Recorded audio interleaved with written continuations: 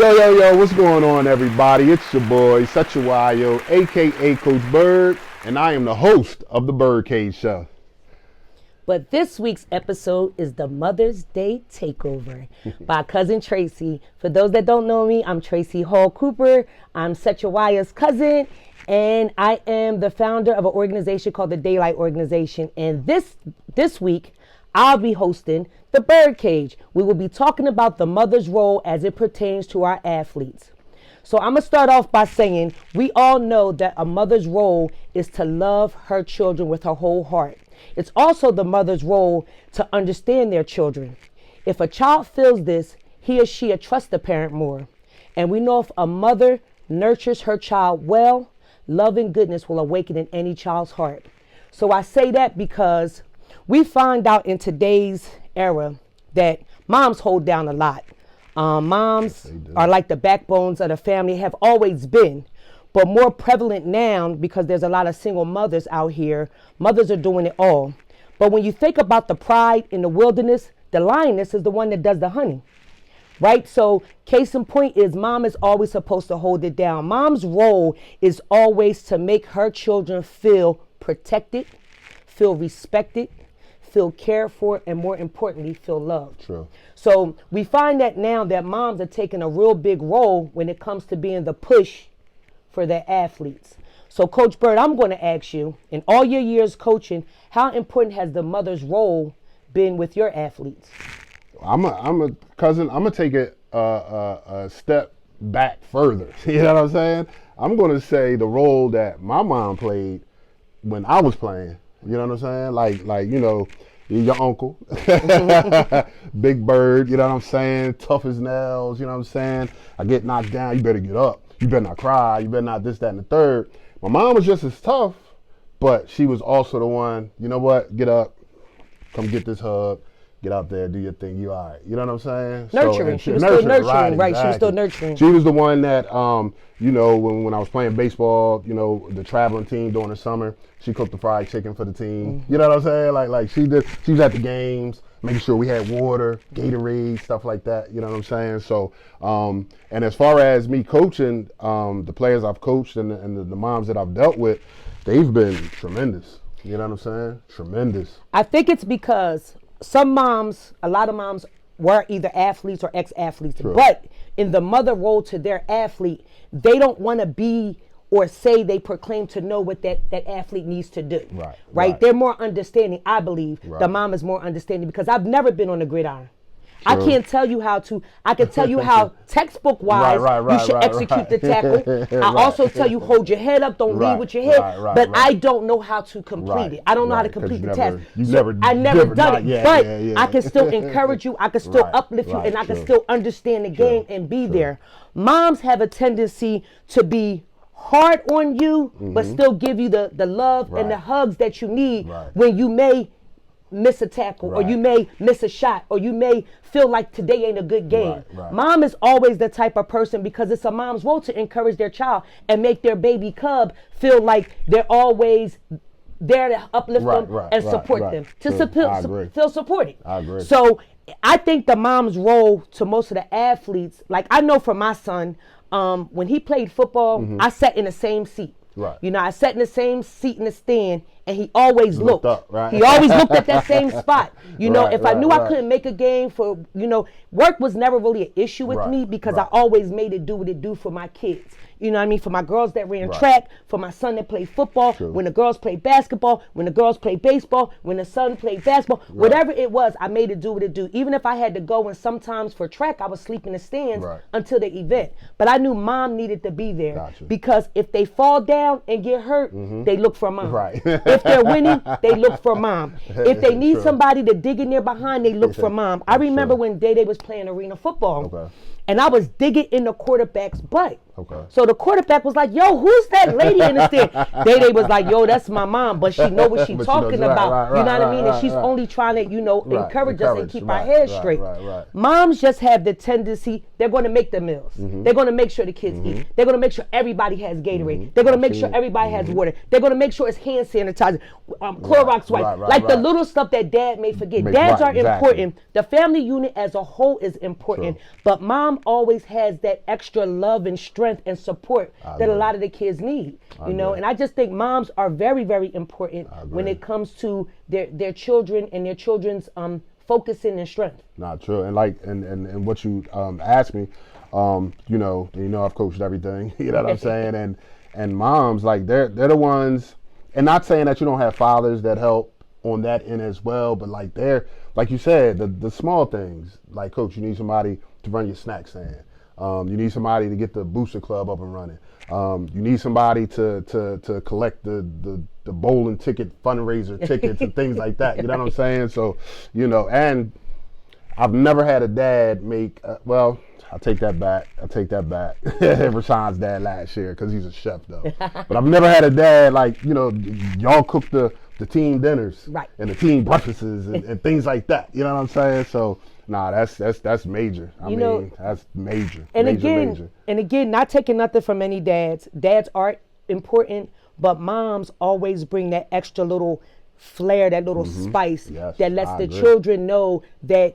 And most moms, when they're teen moms, they're moms to everybody on the team, not just their child. They don't just single out their child. They nurture everybody. If you have a mom that's into nurturing and about her children, she's about all the children. She's about the team. She's team mom. You know what I mean? Anybody can probably go to her to get anything, and she's going to make sure the small things are done. Because for the most part, women know how to definitely multitask, right? We're good at multitasking, and we know how to get it all done and look like it was easy. You know, just because we carry the weight well, that don't mean it's hard. But we just make it look easy because we don't want our families to think we struggle. We want everybody to think we got this. That's the mom. That's the mom in us. You know, that whole women are superheroes. By a long shot. You know, we put in time at work, and when the kids are sick, most children, when they sick, they want mom. They don't never ask for dad. That's true. You know what I mean? They want mom. So you got to put nighttime hours in at home, daytime hours at the job, cook, clean. You know, you got to be all of it, and you got to understand the sport. You know what I mean? Because most moms, and I'm not saying every mom, because I do know myself, I'm an ex-athlete. Other moms are athletes. But for the most part, a lot of moms didn't have time to be athletes. But they got to learn the game. Because when the coach do something wrong with their kid, they come in textbook. They come in textbook. Like, mom is coming. Because like I said, mom, the lioness, she going to protect her cub. And if she think you're not doing her cub right, she going to stand up for her cub. I've had many conversations with mothers of my student athletes. You know, and more importantly, I know moms, a lot of times, for the most part, moms is focused on building all around athletes. They want their kids to be good in the classroom as well as on a court. You know, I just had a conversation with my grandbaby today, and I was telling her, you know, when you're an athlete, or even when you're just an individual, like a child growing up, you always got to push your best foot forward, right? In everything you do, you got to be the best. And moms tend to push our children to be the best. And if mom feels like you're struggling, mom will figure out a way to make sure to help you.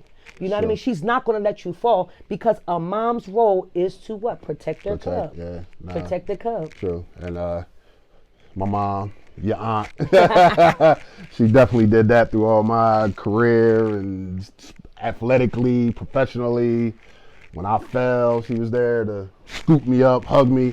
Like, it was, you know, you got to get this together, but at the same time, give me a hug. And that's why you have a lot of guys, they always shout mom out at the game. Hey, mom, hey, mom. You know, because mom is that one, she's behind the scenes, but she make it happen. She keeps that uniform clean. She makes sure you got the equipment that you need. Mom is behind the scenes. And like my mom didn't come to every game, but my mom would ask the questions when my dad came home. How many rebounds she had? How much did she score? What was her attitude? Like, what was going on? You know what I mean? My mom asked those questions. My mom did it for me. She did it for Uncle Lenny. She did it for Pooch. My mom was that mom. She was the Centerville Simbas. Remember the first cheerleading squad Centerville Simbas had? I was part of that squad. We had the little yellow sweatshirts with the homemade pom-poms. You know what I mean?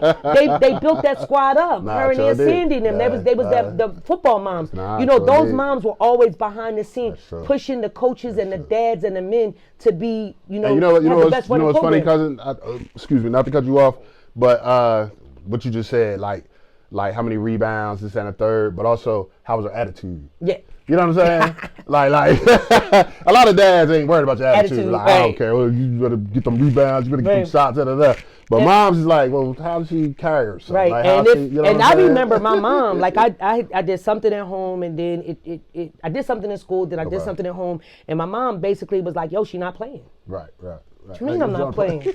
One thing about it has a lot to do with everything, because if you can't act right here, you can't act right in school. Yeah. You don't need to step on that court. So mama put the hammer down on you too. She gonna love you. Right, but you ain't getting over. We ain't doing it. That's not what you we're doing. You might think you're getting over, but you ain't getting over. I remember when I got to Camden High, to play at Camden High. Camden High's games was played on Channel 9. Okay. And then I think at one time it was like Channel 2. Yeah, like the Channel high school sports. Yeah, Channel 2. We had a game, we were playing. We telling our age, people. We had a game, we were playing Paul 6. And it was going to be televised. You know, my mom made me go to the hairdresser before the game, because I was wearing a short haircut. Right. And she said, because it's going to air on TV and I don't need nobody seeing you looking like a pickaninny. Mom, I'm playing basketball. She said, yeah, but you're going to play well and you're going to look good while you play it. So that's that mom. You know, mom going to make sure, especially with the football players, they got the spackle, they got the tights, they got the mom going to make sure you look good. You're going to play good, but you're going to look good. Right. You're going to look good too. You know what I'm saying? Right. Hey, Dion always say, you know, you look good, you feel good, you play good. Yeah. You know what I'm saying? So I'm not mad. While we talking about this, can I ask you a question? I know you're hosting, but can I ask you a question? Sure. You know, can I ask the hostess a question? Yes, you can. Now, for those of you that don't know, and I know a lot of you that watch and all of that, and make sure you like, subscribe, hit the notifications so you get all the notifications when these shows are coming out. But for those of you that don't know, my cousin is a mother to many. It's not just a biological, you know what I'm saying? She's a mother to many. And for those of you that do know, you know she's taken many a student athlete in, you know what I'm saying? They call her mom, you know what I'm saying? When they long done playing ball and all that, she's still mom to them. So my cousin and you, Tracey, is like where, if you can explain it to us, like where did that come from to make you like want to do that? You know what I'm saying? Outside of just being a mother and a woman, because I know, like you said, y'all nurturing and things like that. But, you know, I don't know a lot of women that, like, because you'll have them, like, they'll live with you. You know what I'm saying? Like, you take a minute in. It's not just a teen mom and like, all right, I'm going to make sure you got something to eat. Or, you know, I'm going to make sure, talk to him when I see him. No, you'll tell, like, yo, you know what? Come on. Just, I got a room for you. You know what I'm saying? Come on in and we're going to get this done. Like where does that come from? So I would like to know. So we come from a very loving family. True. Very I come from a dual parent household. My parents were, I had very good parents, and I'm going to hold who I am is because of my parents. I was a daddy's girl, of course. I learned to respect and understand my mother and my mother's role once I became an adult. Okay. So I realized at 21, 22 as a police officer how important and valuable my mother's role was to me. And how it made me who I was turning out to be the woman I am today. So by me being a police officer and being a coach and being a mentor, not every woman can have children, but not every woman is destined to be a great mother. And some mothers fall short for whatever reason, whether it's financial, whether it's drug addiction, whatever it is. But I do know that the backbone for a lot of children being productive and successful is a great relationship with their parents, especially with their mother. You know what I mean? And I'm not saying a relationship where me as a woman coddles them, but me as a woman that shows them how to love themselves, how to treat women, how to respect women, so it'll help them to develop into good, positive young men. So, you know, I say all the time that sports is a gateway to teach you sportsmanship, teamwork, respect, understanding. You know, sports is a gateway for that. That's true. You understand? It's a gateway for that. But in learning all of those things, you also need compassion, you need understanding, you need empathy, and that's the role of a mother. Some people's mothers have fallen short. So I have, and some of people's moms are there, but they work. And sometimes you just need the village. And I've always believed in the village mentality because the village helped raise us. You know what I mean? So for me, I always will fall back onto the village mentality because it really takes a village to make every child productive, including mine. Like it's sometimes I can't reach my children that I gotta call on family members. Like, yo, aunt, you need to talk to her, like holler at her, or coach so-and-so holler at her because she giving me flack at home. So everybody needs that extra support. And for me, it comes with extending my heart, extending my home, showing love, showing compassion, showing empathy in the midst of being disciplined, a disciplinarian, being stern, requiring, because I require. Cousin, I say this. Yes, you do.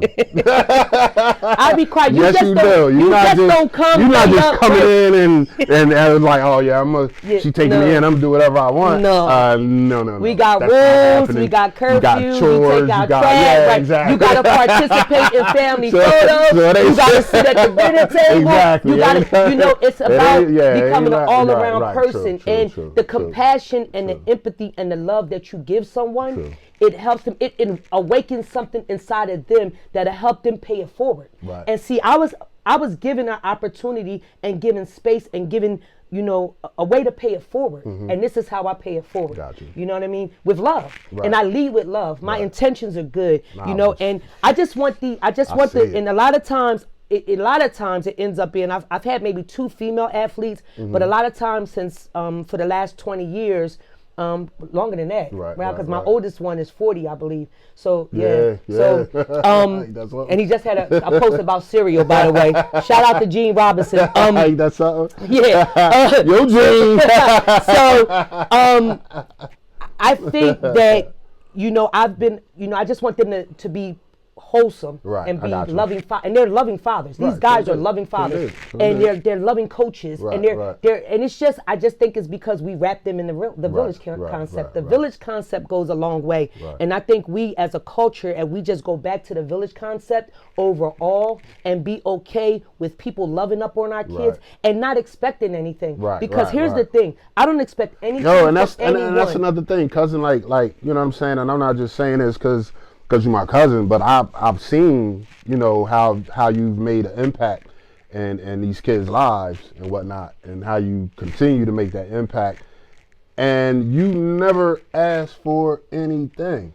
That's like to me, that's like the best part of it, because you got a lot of people that will do. That want tickets to the game, right? But they want to, you know, get paid for it somehow, and I did this for you, so I expect you to do this for me, and I've never seen that with you. You know what I'm saying? Because I lead with love, right? And I lead with love, and there's no expectations when you love. That's true. You don't even know if you're gonna get love in return. You just lead with love, right? My intentions are good. My heart is good, and you know what means the most to me? When they graduate from college, and I got a picture like I got today on that field, they getting that diploma, they smiling, it's all good. Yeah, true. That's the culmination of it all. True. The smile and the success. True. Young, educated black male.